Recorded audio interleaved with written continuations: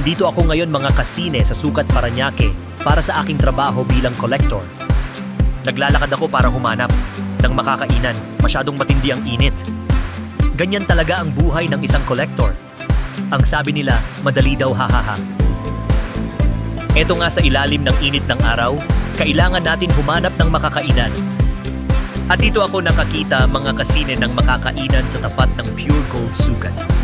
Kaya yung nagsasabi na madali lang daw ang trabaho ng collector, bakit hindi nyo subukan para malaman nyo?